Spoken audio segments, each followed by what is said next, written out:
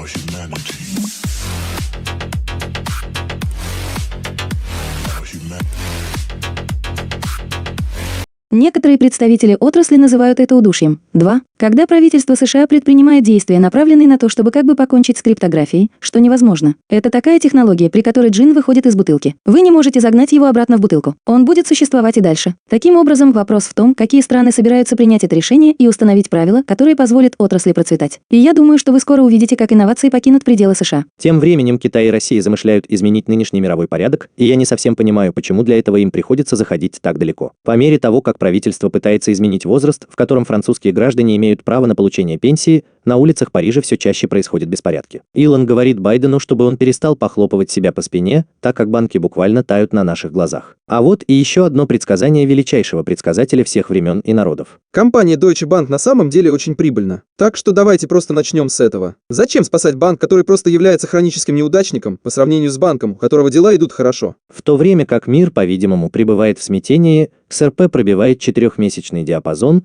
быки ожидают роста выше 50 центов. А киты КСРП накапливают почти 500 миллиарда монет, поскольку трейдеры выражают уверенность в победе Ripple в случае SEC. И эту уверенность разделяет здесь президент Ripple Моника Лонг, когда на парижской неделе блокчейна ее спросили, каковы будут последствия, если комиссия по ценным бумагам и биржам США потерпит поражение от Ripple. Мы считаем, что это очень маловероятно, учитывая, что, на наш взгляд, и факты, закон на нашей стороне. Если говорить о более широкой картине того, что происходит в США на фронте регулирования, то мы наблюдаем действия, направленные на обеспечение соблюдения, а не на установление четких правил и норм регулирования. Чего действительно хотим все мы, работающие в отрасли? Единственное место, где нет никаких проблем с установлением четких правил, это Сальвадор. Наиб Букеле сделал это снова и снова. Президент Сальвадора Букеле внес на рассмотрение законопроект, отменяющий налоги на технологические инновации. Я получил сообщение от президента Сальвадора в своем твиттере. На следующей неделе я направлю в Конгресс законопроект об отмене всех налогов на доходы, имущество, прирост капитала и импортных тарифов на технологические инновации, такие как программирование программного обеспечения, кодирование, разработка приложений и искусственного интеллекта, а также производство вычислительного и коммуникационного оборудования. Так вот, независимо от того, любите ли вы Наиба или ненавидите его, одно можно сказать наверняка – он не валяет дурака. Всего пару лет назад Сальвадор был одной из самых опасных стран в мире. В настоящее время здесь статистически безопаснее, чем в США. Туризм стремительно развивается, уровень одобрения президента составляет 91%, и они с головой погружаются в технологии и образование. Так что если вы не думаете, что Сальвадор быстро превращается в западный Дубай, то вы совершенно сошли с ума. И чтобы внести ясность, я побывал в обеих странах,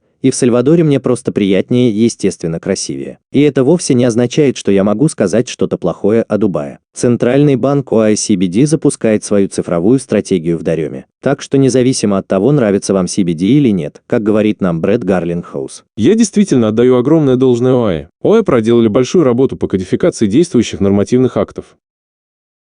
Однако, к сожалению, здесь, в США, проблемы могут быть гораздо более масштабными, чем просто регулирование криптографии. Самая большая проблема заключается в том, что у нас больше расходов, чем доходов, и это действительно проблема.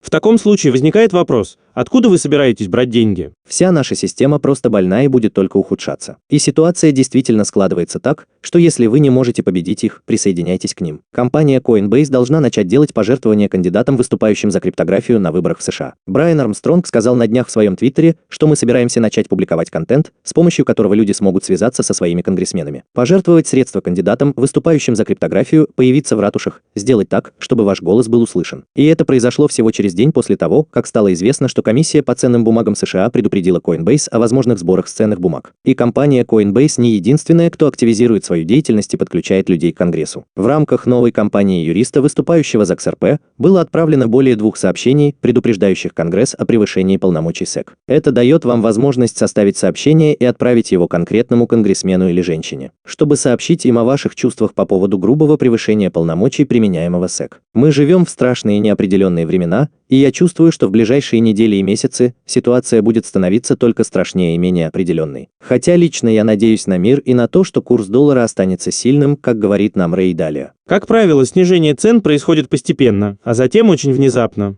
Послушайте вот это и скажите мне, не похоже ли это именно на то, что происходит прямо сейчас? Рост благосостояния приводит к неравномерному распределению богатства, поэтому разрыв в благосостоянии между богатыми имущими и бедными неимущими, как правило, увеличивается. В конце концов, финансовый пузырь лопается, что приводит к печатанию денег и усилению внутреннего конфликта между богатыми и бедными, что приводит к той или иной форме революции по перераспределению богатства. Это может произойти как мирным путем, так и в форме гражданской войны. В то время как империя борется с этим внутренним конфликтом, ее могущество уменьшается по сравнению с внешними соперничающими державами, находящимися на подъеме. Когда новая восходящая держава становится достаточно сильной, чтобы конкурировать с доминирующей державой, испытывающей внутренние трудности, возникают внешние конфликты, чаще всего войны. В результате этих внутренних и внешних войн появляются новые победители и проигравшие. Затем победители собираются вместе, чтобы создать новый мировой порядок.